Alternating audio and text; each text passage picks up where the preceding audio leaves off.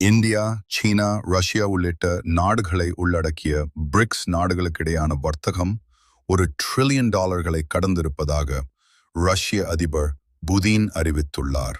Petersburg சர்வதேச பொருளாதார மன்றத்தில் இந்த தகவலை வெளியிட்டுள்ளார்.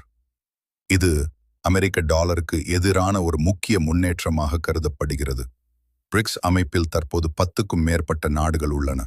உலக மக்கள் தொகையில் 40% மற்றும் உலக மொத்த உள்நாட்டு உற்பத்தியிலும் 40% பங்களிப்பு இதன் மூலம் வருகிறது.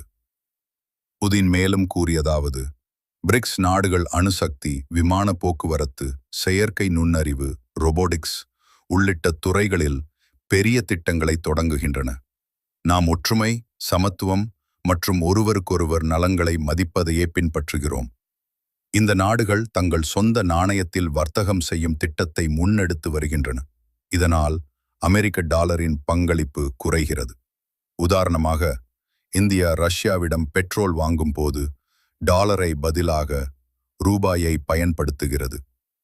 இந்த மாற்றம் வர்த்தக செலவுகளை குறைத்து லாபத்தை அதிகரிக்கிறது. மேலும் ரூபாயின் மதிப்பு உயர்ந்தால் இறக்குமதிக்கு செலவு தொகையும் குறையும்.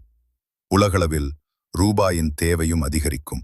முடிவாக, பிரிக்ஸ் நாடுகள் தங்களுக்குள் உள்ள உறவை வலுப்படுத்தி டாலருக்கு மாற்றாக சொந்த நாணயங்களை பயன்படுத்தி சர்வதேச வர்த்தகத்தில் புதிய பாதையை அமைக்கின்றன.